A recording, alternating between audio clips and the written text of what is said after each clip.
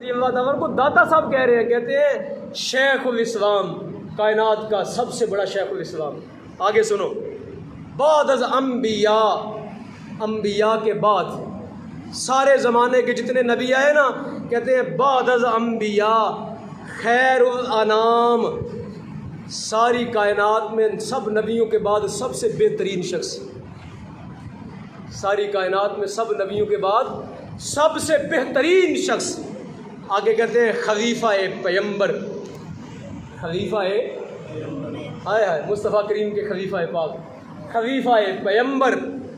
आगे कहते हैं अहले तजरीद के सरदार, अरबाब तफरीद के शहनशाह, अरबाब तफरीद के शहनशाह। बोलो यार, सिद्दीक़ अकबर की शान दाता साहब जो बयान करें उससे बड़ा भी कायनात का कोई सकावर हो सकता है। दाता साहब जिसको इतना खराज तहसीन पेश करें, ठीक है, और आज के लुच्चे लफंगे, ठीक है ना, स्कॉलर ये कहें कि तुम नेकियां करके सहाबा से बढ़ जाते हो, तुम इतनी नेकियां करो तो सहाबा पीछे रह जाएंगे, तुम आगे बढ़ जाओगे, तुम फलाह हो जाओगे।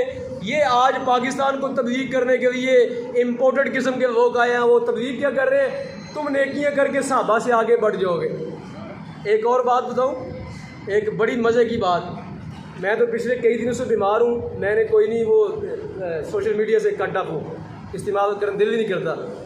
एक बात मुझे जो है ना किसी दोस्त ने भेजी है, जितने देवबंदी हैं पाकिस्तान के, जितने वहाबी हैं सारे, पता क्या कह रहे हैं, जब ये जाकिर नाइक साहब आए हैं ना, पता क्या कह रहे हैं, लफ्ज़ मौजूद है, अगर किसी को चाहिए तो पेश करूँगा। कहते हैं नूर मिन नूरिल्लाह, ये तक इखराज तहसीन पेश हो रहा है। अल्लाह की कसम, ये कुरान मेरे हाथ में सामने है, सारे जितने मौलवी वहाबी हैं ना, वो सारे कह रहे हैं नूर मिन नूरिल्लाह, ये अल्लाह के नूरों में से एक नूर आया है। अब सवाल ये है कि मैं अगर पढ़ूँ दुरूद ताज शरीफ, मैं पढ़ूँ दुरूद ताज शरीफ, मैं कहूँ नबी पाक अलैहिस्सलाम को नूर मिन नूरिल्लाह, तो फतवा लग जाए शिरक का। लोग के तुम मुफ्ती साहब मुशरिक हो गए हो क्योंकि तुम हुजूर को कह रहे हो नूर मिन नूरिल्लाह, तो सरकार को नूर मिन नूरिल्लाह कहने से बंदा मुशरिक हो जाए और जाकिर नाइक को नूर मिन नूरिल्लाह कहने से बंदा मोमिन हो जाए।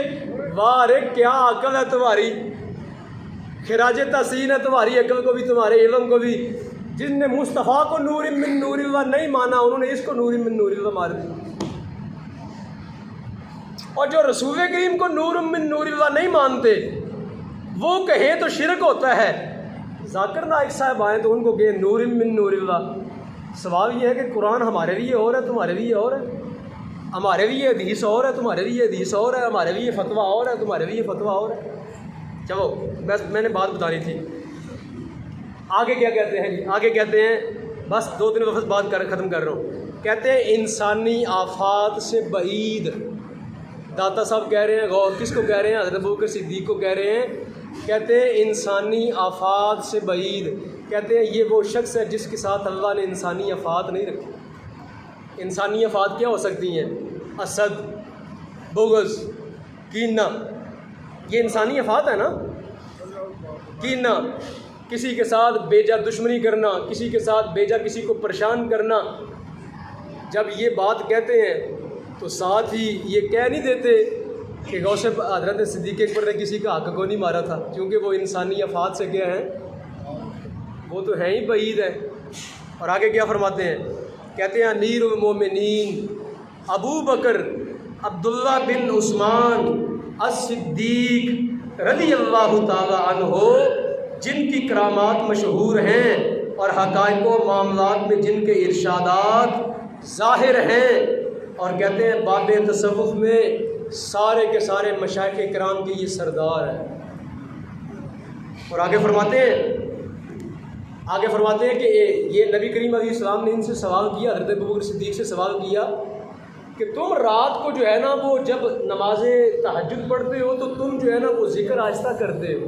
ये दाता साहब ने लिखा। कहते हैं हज़रत अबू बकर सिद्दीक़ से सरकार ने सवाल किया कि जब तुम रात को नमाज तहज्जुद पढ़ते हो ना, तो तुम कुरान आहिस्ता पढ़ते हो, जब ज़िक्र से, जब तहज्जुद से फारिग होते हो अल्लाह का ज़िक्र आहिस्ता करते हो।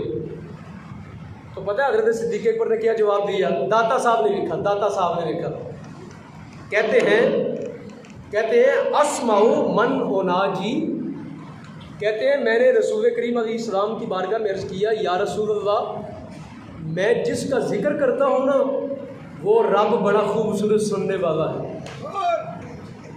कहते हैं उसको ऊंचा सुनाओ तब भी सुनता है वो, उसको नीचा सुनाओ तब भी वो क्या करता है, वो बड़ा खूबसूरत सुनने वाला है।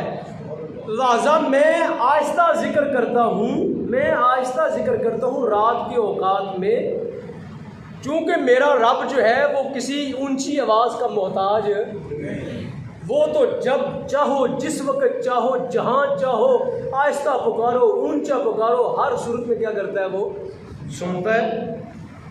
दाता साहब क्या कहते हैं इस पर, दाता साहब क्या कहते हैं, दाता साहब कहते हैं ये है अहले मुशाहिदा की शान। कहते हैं ये उन लोगों की शान है जो रब की बारगाह के हुजूर वाले होते हैं।